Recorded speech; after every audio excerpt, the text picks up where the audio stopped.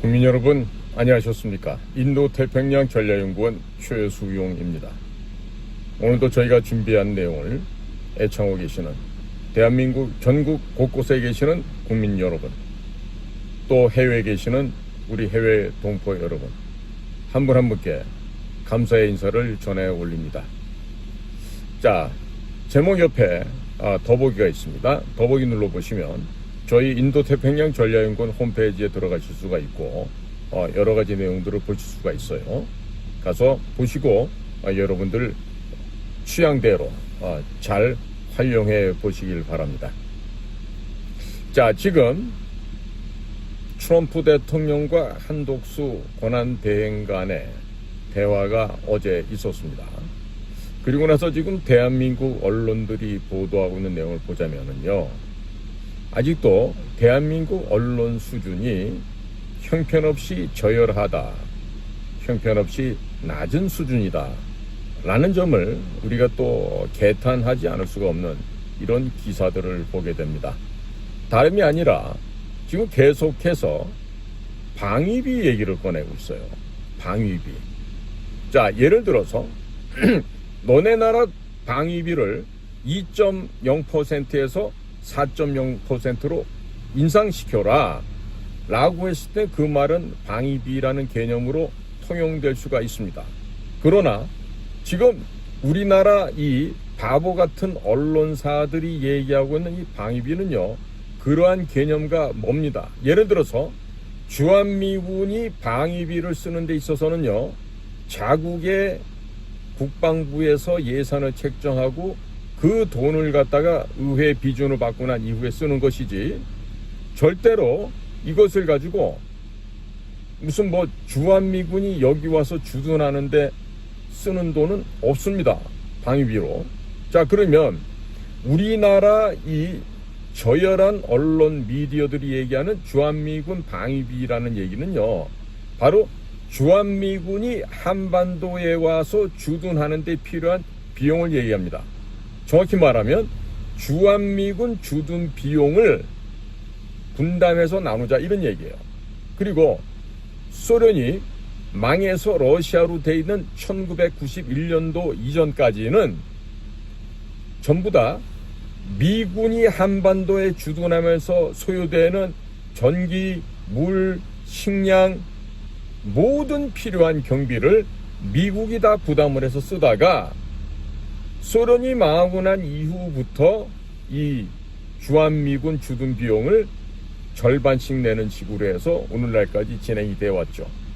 그러다 트럼프 행정부 1기 때 미국의 에스퍼 국방장관이 있을 때 그때 조금 좀 인상시켜달라고 하는 걸 절반인데 그걸 못 내겠다고. 그러니까 대략 35억 달러가 지금 필요한데요. 35억 달러를 하나로 계산해보면 한 5조 원 됩니다. 그럼 현재 우리가 내는 거는 1조 한 2천억 되나요? 전 절반이 안 되는 돈을 내고 있는데 이것도 지금 더 낼 수 없다고 얘기를 하고 우리나라 미디어가 됐든 언론사 등 정치권이 됐든 보면은 참으로 한심하기 짝이 없는 그러한 이야기들을 하고 있는 것입니다. 그러니까 기본적으로 이 돈이란 것이 주한미군 같은 경우는요, 여기서 사격 훈련을 하잖아요. 총알 한 발을 쏘든 포탄 한 발을 쏘든 자기들 돈으로 사다가 쓰지, 그거를 대한민국이 지원해 주는 건 단 한 푼, 1원 한 장 들어가는 게 없어요. 그러니까 늘 언론에서 말하고 있는 이 방위비 분담, 이 얘기는요, 아주 잘못된 표현이라는 걸 제가 지금 오늘 이 시간을 통해서 국민 여러분들께 말씀을 드리고 싶습니다. 그러니까 이런 식으로 멍청한 짓을 자꾸 하잖아요. 그러면 미국에서 볼 때는요, 야, 이것들 정말 개 돼지들 아니야? 이런 식의 생각을 할 수가 있단 말이에요. 지금 작년 트럼프가 대통령 선거를 준비하면서 아마 시카고였던 걸로 기억나는데 그 이코노미 컨퍼런스에서 그 얘기를 하면서 나토의 회원 국가들이 자국의 방위비를 분담을 별로 안 한다.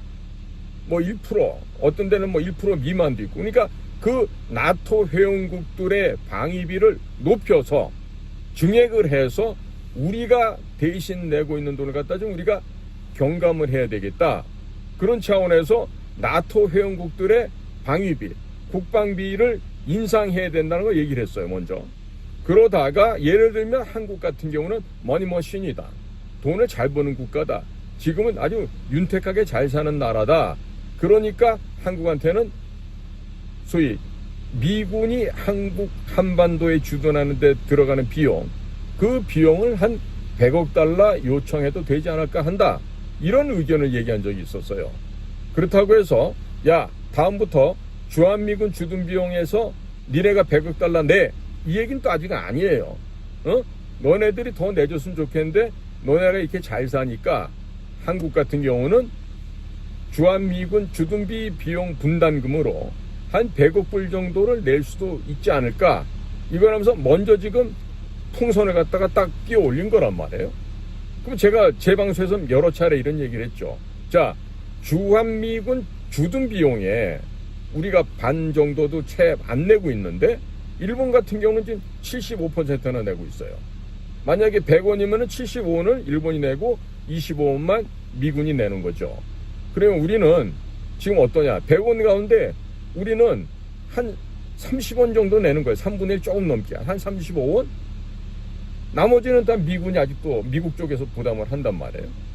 자, 그러면 미국 사람 입장에서 볼 때는 공평하지 않다고 생각할 수 있겠죠. 왜? 절반씩 부담하는 게 공평하다고 생각할 텐데 아직도 미국 쪽에서 더 많이 내고 있으니까 공평하지 않다고 생각할 거고, 일본과 상대적으로 비교해보면 더 불공평하다라고 생각할 수 있는 것입니다. 자, 그러면 우리는 여기서 발상의 전환, 생각을 전환해야 된다. 그럼 생각을 어떻게 바꿀 건가? 그래, 우리 잘 살아. 잘 사니까 그동안 우리 잘 살게 해준데 미국이 많이 도와줬으니까 이제 우리가 좀 은혜를 좀 되어 갚을까? 하면서 얘기를, 자, 지금 현재 실질적으로 들어가는 주한미군 주둔에 필요한 비용이 35억 달러 정도 되니까 우리가 좀 다 내면 어떨까? 먼저 공격적인 제안을 하는 거죠. 자, 제가 왜 이렇게 말씀드리냐면요. 2023년 기준 했을 때 국방비로 들어간 돈이 우리가 57조 원입니다. 예? 훈련소 신병 교육부터 해갖고 최첨단 무기 도입하는 것까지, 또 물론 거기 경상비로 급여 이런 거 다 포함해서 그렇다는 얘기예요. 자, 그런데 시민단체, 비정부단체, NGO 같은 거, 이런 그 좌파 단체들한테 소위 좌파 생태계를 육성하고 먹여주려고 자그마치 102조 3천억 원이라는 돈을 갖다가 썼습니다. 자, 그 돈이 부족해서 24조 원은 추가로 성인지 예산이라고. 도대체 우리나라에 성인지가 왜 필요하죠? LGBTQ가 우리나라도 그렇게 많아요? 자, 지금요, 이런 얼토당토하지 않는 이런 곳에다가 돈을 갖다 썼어. 그러면 102조 3천억에다 24조 더하면 126조 3천억이에요. 그거 절반만 딱 띄어서 하면 얼마입니까? 63조 1,500억쯤 되겠죠. 그럼 63조만 조 단위만 생각하셔도 국방비에다 더하면 바로 120조가 됩니다. 그러면 120조가 되니까 그 돈을 가지고 얼마든지 5조 원 정도 주한미군 주둔에 필요한 경비를 우리가 전액을 다 내주고 큰 소리 칠 수가 있죠. 그러면서 이번같이 관세 문제가 대두되었을 때 트럼프한테 정식으로 요청을 할 수 있는 거 아니에요. 야, 지금 주한미군 주둔 비용은 우리가 좀 다 낼게. 그런데 혈맹간에 체면이 있지. 응? 우리가 이렇게 해가지고 주한미군 주둔에 관련된 비용 전체 한 35억 달러 되는데 이 5조를 우리가 다 내게 되면은 앞으로 관세 얘기는 시끄럽게 얘기를 하더라도 대한민국과 미국 사이에서는 관세가 없는 것으로 넘어가자. 이거를 하나의 지렛대로 쓸 수 있는 거 아니겠어요? 거기에다가 만약에 지금 트럼프가 주한미군 주둔 비용을 100억 달러 정도도 한국이 낼 수 있지 않을까? 왜? 머니머신이니까, 돈 찍어내는 기계니까. 그렇다면 오케이, 우리가 그러면 100억 불을 내는데 나머지 65억 불은 백령도에서 시작해서 덕적도, 영종도 부근이에요. 덕적도 좀 더 내려와서 흑산도 옆에 가고도, 더 내려와서 제일 큰 섬 제주도에 각 섬별로 활주로를 닦고 항만 해군 시설을 짓고 하면서 미군의 공군 해군 해병대가 백령도, 덕적도, 가고도, 제주도, 특히나 제주도 같은 경우는 가장 크고 광활한 비행장과 해군 항모가 들어올 수 있는 소위 항만시설, 소위 해군 기지를 설치를 해서 아예 중국 해군이 태평양 입구에조차도 못 들어오게 원천적으로 봉쇄를 해버리면 될 거 아니에요. 그리고 65억 불을 가지고, 그럼 대략 얼마쯤 될까요? 근 10조 가까이 되겠죠? 그럼 그 돈을 풀어서 뭘 하면 됩니까? 우리나라 건설회사, 토목회사, 그런 회사들로 하여금 백령도, 덕적도, 가고도, 제주도에 각각의 군사시설을 신축하는 것이죠. 그렇게 해서 침체되어 있는 대한민국의 건설 경기를 활성화시키고 부활해서 대한민국 건설 시장을 활성화시키면 국내 내수 진작이 될 거 아닙니까? 그리고 일자리가 늘어날 거 아니겠습니까? 한 10조를 갖다가 가구당 무슨 25만 원씩 이런 게 뿌리는 게 아니고 건설사, 토목사 이런 데다가 공사를 줌으로 해서 미군과 한국군이 공동으로 근무할 수 있는 그런 군사시설, 군사기지를 신설하는 것이죠.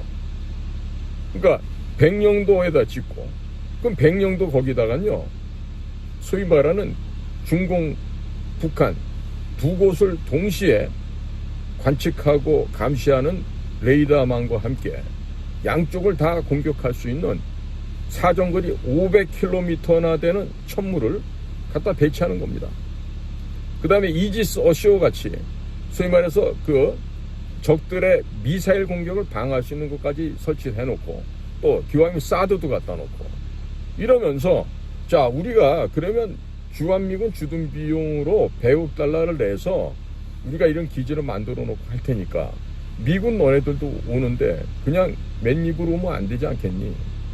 선박도 갖고 오고 미사일 기지도 갖고 오고 또 뭐 항공기도 전투기도 와서 한반도 자체를 침몰하지 않는 불침 항공모함으로 만들어서 중국을 때려잡으러 가자, 이렇게 역제안을 하는 게 필요하지 않겠어요? 우선 통사교섭 본부장님이 가셔갖고 미국의 상무부 USTR과 마주 앉아서 어쩌고저쩌고 얘기한다고 하는데, 지금 미국이 우리한테 필요한 게 있죠.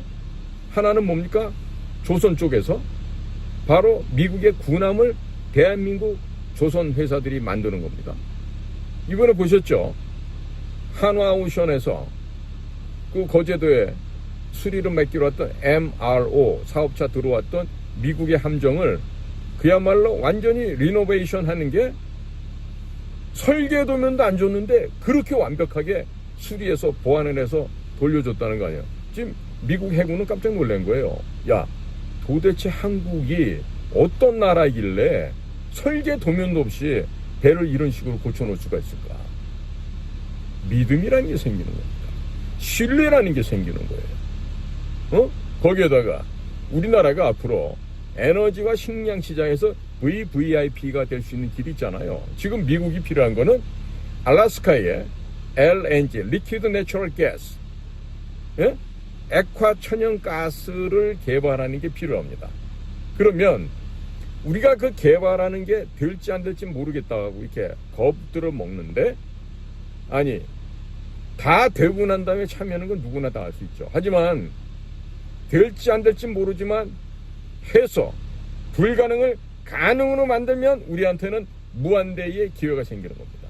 그러면 개발의 원천을 책임지고 있는 대한민국이 알래스카에서 LNG를 개발을 하고 그 개발된 가스를 파이프라인을 통해서 앵커리지까지 끌어오고, 그렇게 해서 그 가스를 액화 천연 가스를 실어 오면서 얼마나 우리가 VVIP 대접을 받을 수가 있겠어요. 그러면 자연 자원을 개발해서 미국에 이득을 만들어주면서 우리도 그와 걸맞는 이득을 또 가져오면서, 그리고 식량까지도 미국 식량을 우리가 많이 수입하는 입장에서 에너지와 식량 시장에 큰 손이 될 수 있는 거예요. 그러면 우리가 오히려 미국한테 큰 소리 칠 수 있죠. 여보게들, 과거에 우리 전쟁 났을 때 그대들이 와서 많이 도와줘서 고마운데, 이제는 우리가 이렇게 먼저 나서서 부전자원도 개발을 하고 또 식량도 우리가 가져다가 이렇게 많이 소비를 하고, 식량도 말이에요. 우리가 옥수수 품종 하나만 해도 대략 한 1000만 톤 정도를 갖고 옵니다. 콩 300만 톤, 밀 한 300만 톤, 합치면 1600만 톤이에요. 그러면 6만 톤급의 파나맥스급의 벌크선이 미국의 뉴올리안즈를 가서 실어온다 하더라도 한 1600에서 1700만 톤이니까 6만 톤짜리가 몇 번을 가야 됩니까? 100번 가면은 600만 톤이죠. 200번 가면은 1200만 톤. 거의 한 300회 정도 가까이 갔다 와야 그만한 식량을 가져올 수 있는 거 아니겠어요? 자, 그렇다면 우리가 얼마든지 주도권을 쥐고 미국과 협상을 할 수 있는 것입니다. 왜 이런 생각도 못하죠? 자, 지금 오히려 미국이 상관 관세를 얘기하는 데 있어서 오히려 우리에게 기회가 올 수 있다고 저는 생각하고 있어요. 자, 지금 보십시오. 우리나라 기업을 통해서 비교를 해드릴게요. 현대와 삼성이 있는데, 삼성은 China Development Forum이라고 하는 CDF에 이재용과 중역들이 갔다 왔어요. 현대는 정의선 회장이 루지애나에다가 제철소를 짓고 또 조지에다가 제3공장을 지으면서 트럼프가 있는 백악관에 가서 직접 그 투자를 발표하고 거기서 환영을 받고 이런 걸 하고 있습니다. 지금 삼성같이, 물론 삼성의 그 소위 주주라고 하는 사람들이에요. 그 소위 말 회사를 영업이익을 책임지는 그 사람들이 미국이나 유럽의 큰 손들이 많겠죠. 당연히 저는 뭐 주식을 하지 않습니다만은 삼성 같은 경우 주주의 절반 이상은 외국 사람들일 거란 말이에요.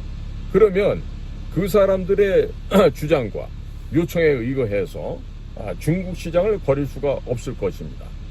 그러나 현재 국제 정세가 돌아가는 것을 정확하게 파악을 했다라면, 그리고 명확하게 인식을 했다라면 삼성이 해야 될 조치는 CDF를 가고 뭐 딴소리를 하고 추가적으로 중국에 투자하고 이게 아니라 중국의 시안에 있는 공장을 폐문하고 또 다른 쪽에 있는 회사들도 문 닫아버리고 폐문하고 돌아와서 국내 혹은 미국에다가 투자하는 거예요.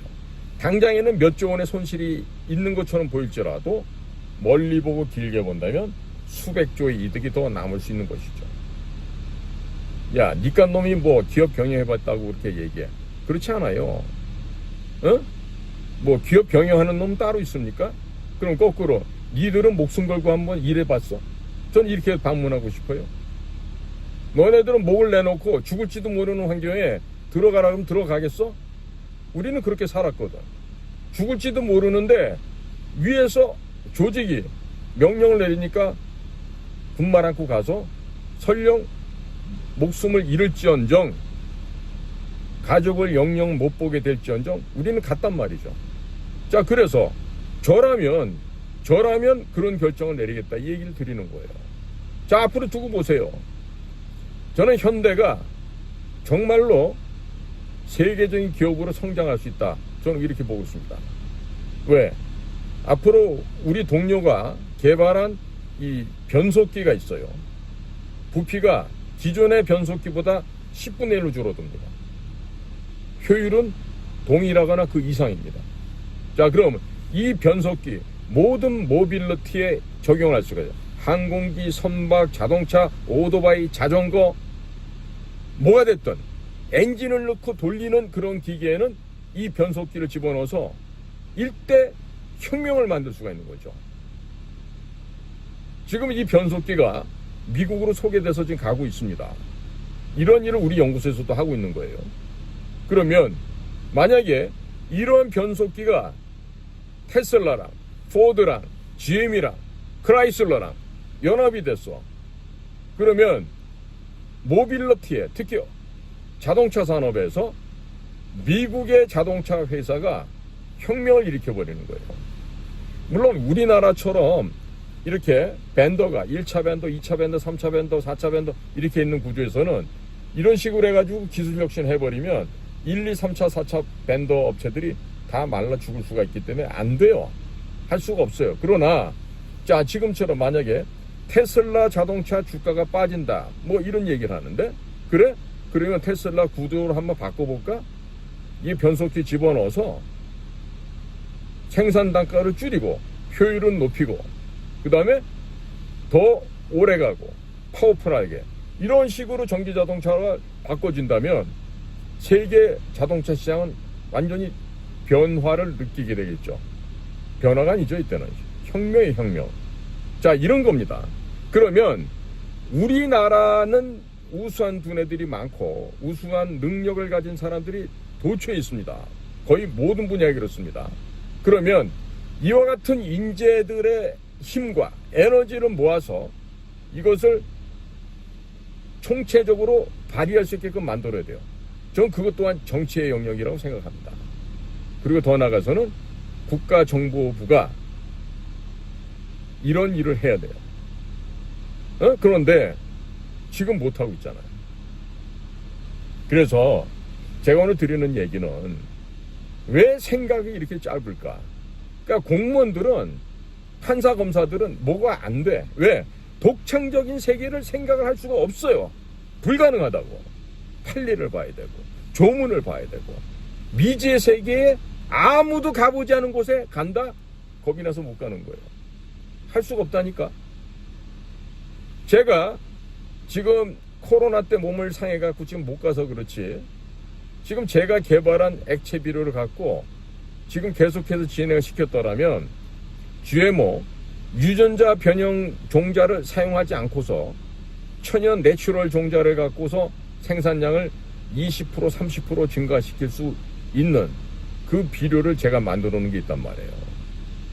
그런데 문재인 정권의 그 잔인무도한 중국 사람들 마구잡이로 들어오게 하는 그 과정에서 제가 2020년 8월 15일 국민대회를 광화문에서 열기 위해 백선엽 장군 돌아가시고 그 빈소를 49제를 하겠다라고 억지를 부리면서 우리 나라지킴이 고교연합 선배들하고 그 광화문 광장 지켰단 말이에요. 그 직후에 돌아온 보복은 제가 코로나 환자로 강제로 캠프에 입실이 되고 병원까지 끌려갔다가 2달간이나 혼수 상태에 있다가 깨어나는 이런 비극을 겪었단 말이죠. 지금도 몸이 불편해요. 왜? 그때 일을 생각하면 이가 바득바득 갈리죠, 저도. 그러나 아직은 때가 아니기 때문에 지금 참고 있는 것 뿐입니다. 자, 국민 여러분, 우리가 말입니다, 요즘처럼 이렇게 국제정세에 돌아가는 걸 제대로 파악하지 못해서야 이 어찌 사람이라고 하겠습니까? 120년 전에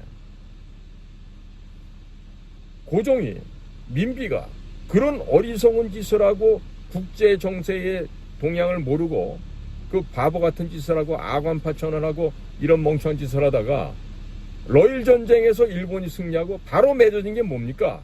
을사늑약 아니에요. 우리 외교권을 뺏겨버리지 않았습니까? 실제로 그때부터 1905년부터 이 나라는 외교권을 박탈당한 식민지 상태로 들어간 거죠, 사실상. 그런데 그 역사의 그 참담한 그런 패배의 현장을 우리가 인식하고 있으면서 오늘날 똑같은 잘못을 또 한다? 이거는 사람이 아니죠. 그렇기 때문에 사람이냐 짐승이냐를 구분하는 것은 뭐다? 역사를 아느냐 모르냐에 따라서 구분이 되는 거 아니겠습니까? 당시에 웬스카이, 원세계라는 자가 와서 우리나라 젊은 여성들을 능욕하고 첩을 수명이나 거늘고 다니면서 그렇게 이 나라를 짓밟고 까불고 다니다가 청일전쟁에서 청나라가 대패를 하죠. 그리고 그들의 운명이 어떻게 됩니까? 결국 공산화로 귀결되지 않습니까? 예? 손문이 1911년 신해혁명을 통해서 잠깐 소위 중국이라는 나라를 좀 변화시켜볼 노력했지만 결국 1921년도에 설립된 중국 공산당에 의해서 장개석의 국민당과 국공합작을 거치고 만주사변과 중일전쟁을 거치면서 여러 가지 일들이 벌어졌지만 결국 귀결은 뭐다? 중화인민공화국이라고 하는 공산당 정권이 수립되는 거 끝나고 그 이후부터 중국 대륙은 비참하고도 처참한 암흑기의 세월을 지내게 되는 거 아니겠습니까? 자, 이런 역사를 되돌아본다라면은 우리는 지금 대우각성을 해도 부족하지 않겠습니까? 그렇지 않습니까, 국민 여러분? 아니, 저만큼 못 배운 분이 이 나라에 누가 있겠습니까? 예? 아니, 제가 이런 역사를 언제 배웠겠습니까? 저 중학교, 고등학교 때 배운 역사입니다. 그러면 저만 배웠겠습니까? 그런데 왜 모르는 척 하시죠? 왜? 뭐 때문에 그렇습니까? 지금 미국과의 관계에서도 그렇습니다. 지금 에너지 분야 산업, LNG 뿐만 아니라 셰일 가스, 셰일 오일도 있어요, 미국에. 거기에다 지금 군함을 건조해야 되는데 이 군함만 포함되는 게 아니에요. 잠수함과 항공모함까지 다 포함이 됩니다. 그러면 이러한 거대한 산업군이 있고 조선산업 하나만 보더라도 향후 30년 동안 자그마치 1600조 시장인데 1년에 50조가 넘게 벌 수 있는 그런 시장입니다. 그러면 뭘 해야 됩니까, 우리는? 뭘 어떻게 해야 됩니까? 전향적으로 반중 친밀해야 되는 거 아니겠어요? 친중 매국노, 나라를 팔아먹는 이 더러운 놈들을 잡아서 없애버리고 친미, 자유, 애국 그룹들이 이 나라를 맡아서 끌고 가야 되는 거 아니겠냐 이 얘기입니다. 그러지 않으면 결과는 뻔하잖아요. 지금 대통령 선거 새로 한다 해도 부정선거 물론 또 하겠지만 국민들께서 대우각성을 해서 소위 친중 매국노 이자들을 표를 안 주고 몰아서 말려 죽도록 하면 될 거 아니에요. 그렇지 않습니까? 제가 지금 꿈 같은 얘기하고 있습니까? 물론 국민의힘, 더불어민주당 다 중국 공산당의 2중대, 3중대들이죠. 저것들은 없어져야 될 조직들이에요. 그런데 지금은 딱히 지금 선거를 치러야 되니까 합종연행을 잠깐 할 수밖에 없겠죠. 그렇지 않습니까? 그러니까 지금 뭐 중도 확장을 해야 된다 이러는데 아니 그 중도라는 게 어디서 실제로 존재합니까? 다 뭐냐면요. 지 입에 떡 많이 들어오고 배부르고 등 따시면은 그게 최고 아니겠어요? 자, 국민 여러분한테 제가 여쭤보겠습니다. 물론 제 방송 보시는 분들은 대부분 각성돼 있고 지적 수준이 저보다도 뛰어나신 분들이 더 많으세요. 그런데 제가 오늘 이 말씀 드린 건 굉장히 우리 독자분들한테는 송구하고 죄송스러운 말씀이거든요.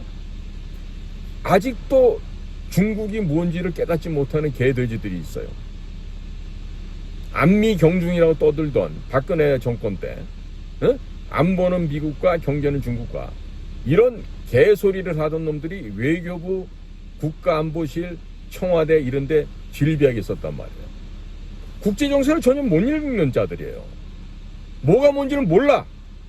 그리고 앉아서 그저 연매하고 그 사료나 받아 먹을 수 있으면 거기에 감사하면서 꼬랑지 흔드는 그런 강아지들처럼 그런 놈들이 장관을 하고 차관을 하고 국가안보실장을 하고 차장을 하고 이런 짓을 하면서 박근혜 대통령을 바보로 만들었던 거지. 미쳤다고 전승기념절에 갑니까? 그렇게나 가지 말라고 얘기를 하는데도 그 당시 외교부장관이 누구야? 윤병세 국가안보실 뭐 하는 데냐고, 그런 데가. 그러니까 이번에도 지금 어제 한덕수 총리하고 얘기하는 거 보면요, 딴 얘기가 아니라니까. 한덕수 총리님 수고 많으십니다. 고마워요. 그런데 우리가 드린 숙제 있죠? 우리가 보내드린 숙제, 그거 잘 하십시오. 그리고 전환기에 관리 잘 하셔서 친미, 반중 대한민국으로 거듭날 수 있게끔 도와주시기 바랍니다. 이렇게 정중하게 예의를 갖췄다고 보여집니다. 좀 더 속물적으로 얘기하면, 여보시오, 한 총리, 정신 똑바로 차리고 시킨 일이나 잘해. 중국 놈들 때려잡는 거나 잘 하라고. 딴 데 신경 쓰지 말고. 이 얘기에 지금. 응? 그러나 국제관계 속에서는 우리가 예의를 갖춰야 되고 품격 있는 얘기를 해야 되고, 그렇지 않습니까? 그러니까 지금 상황에서는 한덕수 국무총리처럼 영어도 잘하시고, 왜 그분도 하버드 나오고 학부는 서울대학 나오시고, 그러니까 굉장히 한덕수 총리는 제가 우리 무역협회 회장할 때도 여러 차례 배웠는데 굉장히 온화하시고 특히 영어를 잘하세요. 그러니까 중간 과도기에 있는 현 한국을 치리하고 이끌어가는데 어떻게 보면 최적임자라고 할 수 있는 사람이 지금 한덕수 국무총리이기도 하죠. 그러니까 한덕수 총리한테 부탁하는 메시지는, 총리각하 남아있는 2달 잘 관리해서 친중 매국노를 없애버리는데 노력하시고, 그리고 친중 매국노를 없애는 거예요. 응? 반중 매국노가 아니라 친중 매국노들을 제거하고, 그리고 한국의 정치 문화를 친미 애국 그룹으로 이거를 바꾸는데 일조해 주시기 바랍니다 라는 얘기예요. 그러면서 알래스카 LNG권도 얘기를 하고 또 배 만드는 조선업도 얘기가 나오고 한 것이죠. 물론 언론에 보도되지 않는 비하인드는 많이 더 있을 겁니다. 그러나 그런 얘기를 다 공개할 수는 없죠. 당연하죠. 그러니까 한덕수 총리를 무슨 국힘당에서 대선 주자로 민다 어떤다 하니까 대번에 지금 일종의 바로 즉각적인 카운터 펀치로 날아오는 게 직접 대화가 있죠. 직접 대화를 통해서 아마 한덕수 총리니까 그런 말씀을 다 이해하고 소화해서 뭘 어떻게 해야 될지를 갖다 아는 거죠. 그리고 또 한 가지는 이런 식으로 해서 덮고 가잖아요. 아니, 한 총리가 대통령 후보로 나섰을 때 우선 본인 스스로가 권력에 대한 의지가 없기 때문에 그럴 일은 없겠지만, 그렇게 된다면 또다시 문재인을 보호하는 제2막이 또 올라갈 수 있다.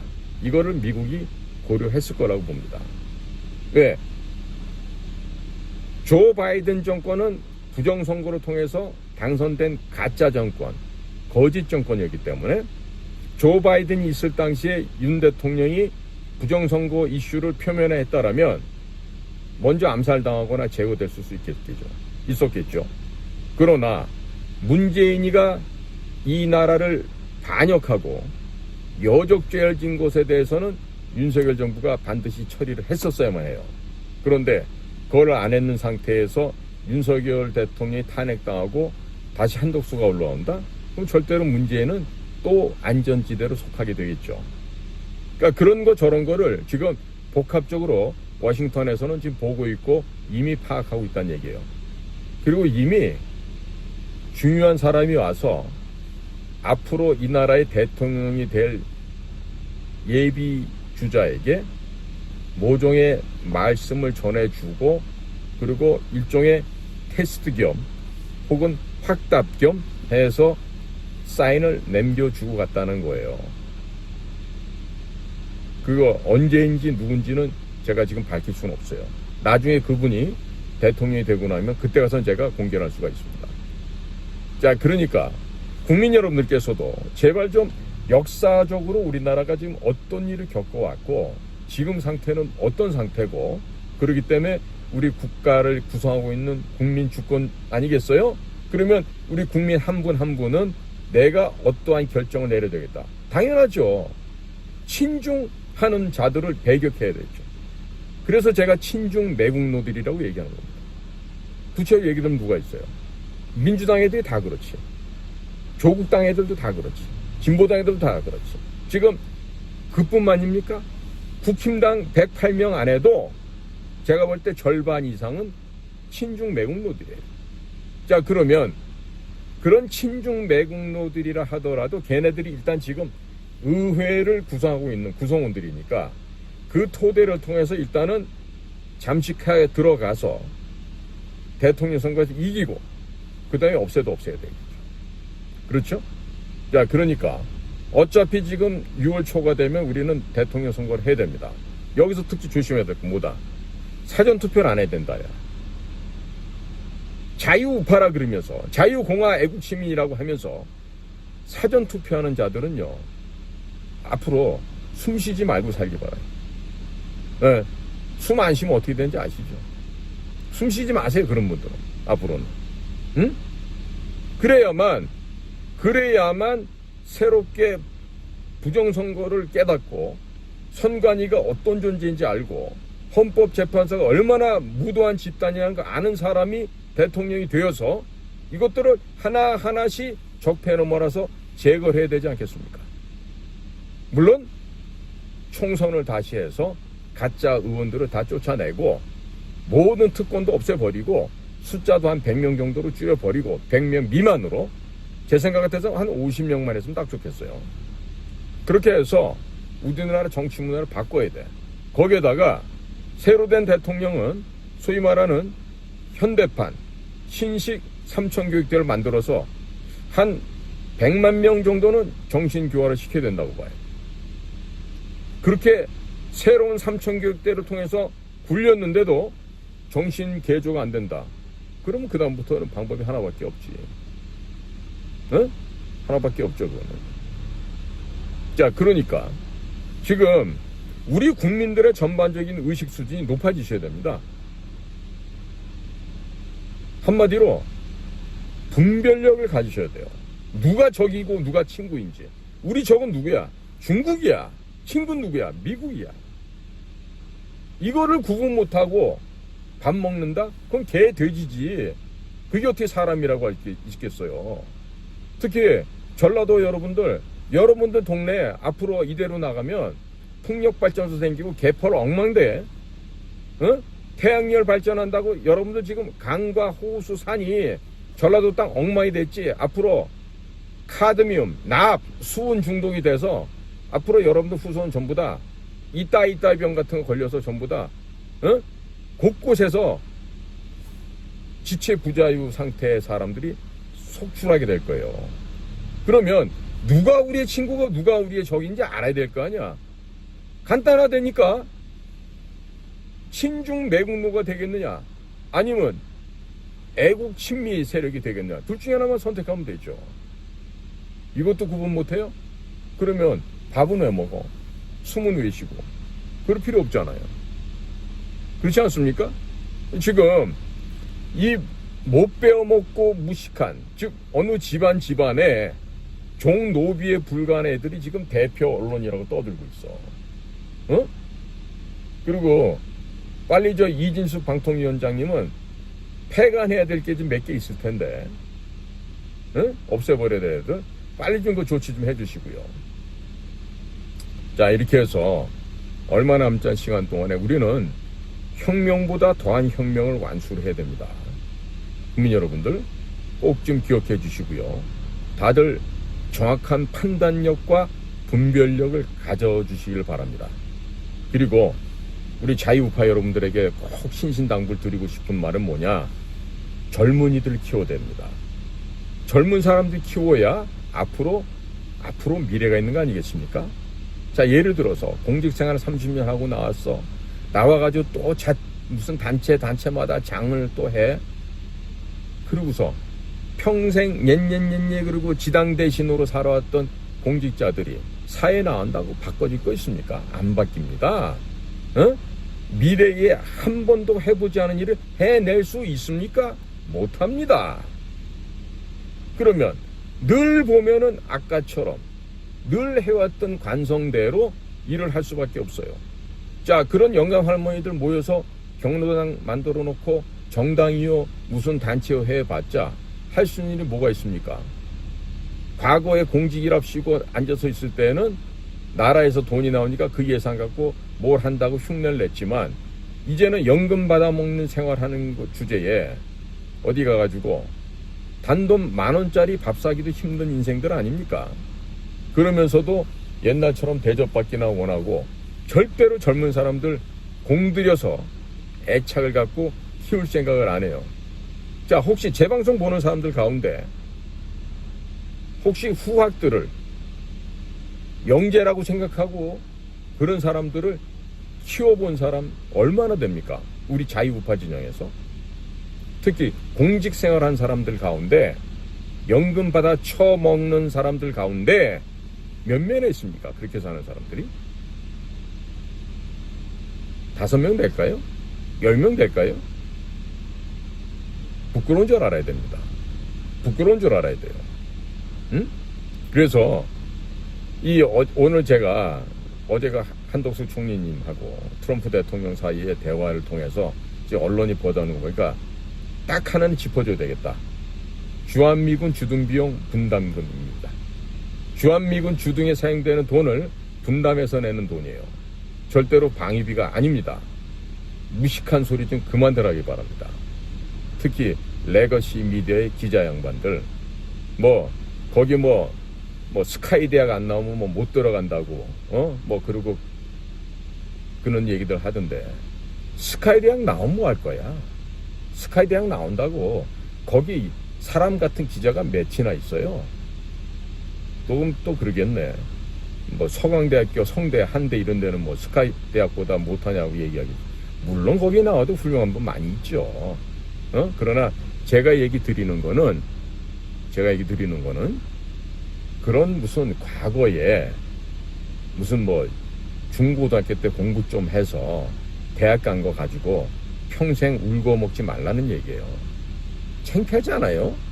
아직도 무슨 스카이 얘기하고 서울대 나온 사람이고 연고대 나온 사람 아니고 그랬습니까? 세상에 어디가 그래? 응? 옛날에 우리가 대학 갈 때는 부산대 경북대학이 솔직한 얘기로 연고대 수준 이상이었다니까. 응? 훨씬 뛰어난 학생들이 많아도 가정 형편상 상경할 수 없어서 그냥 경북대 가고 부산대 가고 그랬다고. 무슨 소리도 하는 거야. 건방지게. 응? 경북대학교나 부산대학교는 단과대학이 많고 해서 진짜로 영어로 말하는 유니버시티가 돼요. 서울에 있는 대학 중에서는 유니버시티급이 안 되는 애들이 많잖아요. 얼마나 많은데. 제가 이렇게 말씀드리면은 지금까지는 우리 학교 뒤에다가 무슨 유니버시티 했는데 그 유니버시티 수준 안 되는 학교가 더 많다니까. 양심 있으면 가슴에 손 얹고 생각해 봐요. 진짜 내가 유니버시티 나왔는지. 칼리지지 무슨 유니버시티 나와. 그러니까 그 과거에 학벌이니 이런 거 갖고 어줍지 않게 지방대라고 무시하고 이따구 소리들 하지 말라니까. 전북대, 전남대 마찬가지야. 경북대, 부산대 이런 데가 훨씬 서울에 있는 대학보다 수준들이 높았다니까. 뭘 알고들 얘기하세요. 요즘에 이상하게 교육제도가 바뀌어서 그렇게 된 거지. 응? 자, 국민 여러분, 다시 한번 강조합니다. 방위비 협상이 아니고 주한미군 주둔에 해당하는 비용을 하는 협상이에요. 그러니까 나 같으면 아예 배고프 주겠다 이거야. 배고프 준다고 해놓고 사드 한 10개 포대 데리고 와. 그 다음에 우리가 항만이랑 활주로랑 다 지어줄 테니까 일본에 있는 미군들 끌고 와. 거기 지진 때문에 위험한데 요코스카에 있는 실함대 달로 제주도로 이사 오라고 해서 여기서 중국의 목을 갖다 치자는 얘기 아니에요. 왜 못해요 그거? 얼마든지 할 수 있는데. 앞으로 대통령 되실 분이 그런 일도 좀 추진할 수 있으면 좋겠습니다. 당연히 중국의 풍력 발전은 근본적으로 다 없애버리는 겁니다. 자, 오늘도 저희 방송을 경청해 주셔서 감사를 드립니다. 저는 인도태평양 전략연구원 최승용이었습니다. 고맙습니다.